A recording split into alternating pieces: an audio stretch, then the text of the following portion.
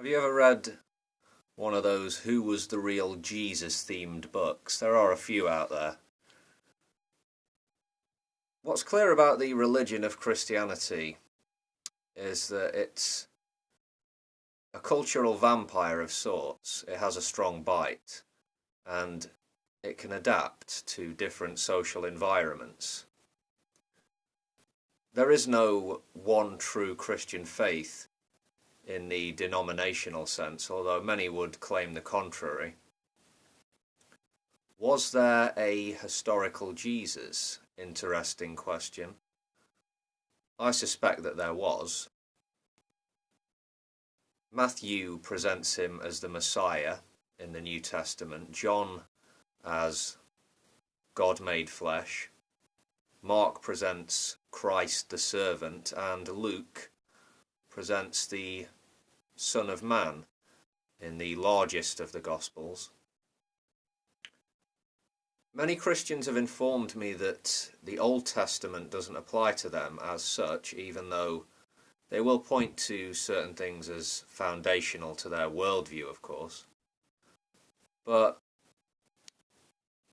they say they are under the law of Christ, quoting from Matthew. Love the Lord your God with all your heart and with all your soul and with all your mind, and to love your neighbour as yourself. How does one achieve salvation in the Christian religion? Answers vary quite widely on this, but repentance and faith are essential. Some say works or good Christian deeds are needed too. What are we being saved from? From sin, suffering, death, hell. So the blood sacrifice, the cross, the crucifixion is central to Christian theology. There is no true knowledge of God without Jesus, as through the Son, the Father revealed himself. Well, didn't God reveal himself in the Old Testament? And didn't Jesus order Christians to keep the law of Moses? Yeah. That rivers of blood have been spilled in the name of the Christian God is indisputable.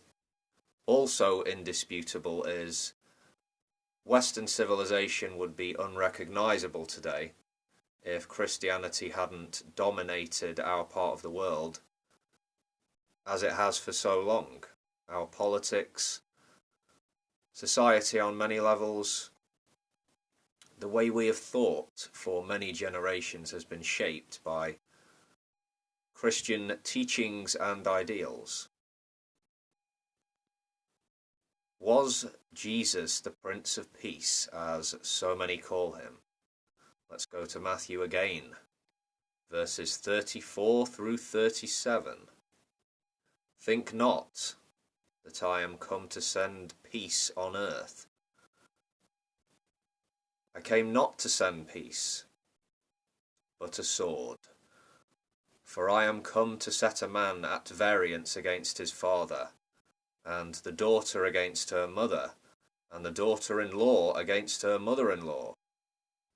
And a man's foes shall be they of his own household.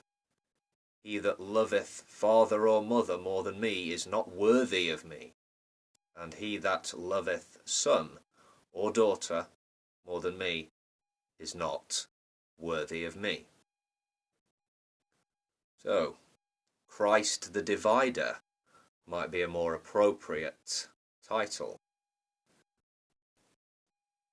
As a kid, I found John chapter 2 verse 15 to be disturbing, where Jesus drives cattle out of the temple, scattering the coins of the money handlers, flipping over tables.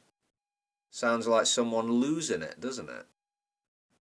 If you observed something akin to this in public today, you might well be calling the cops or assuming that someone else had. The bit about all who take the sword die by the sword, well, that line does appear in Matthew, but is absent from Luke, Mark, and John. So, yeah, read into that what you will. I always found that interesting. Some of the most powerful and wealthy of people in the world profess to be Christian, to be followers of Christ. Woe unto you that are rich, for ye have received your consolation. Luke chapter 6 verse 24.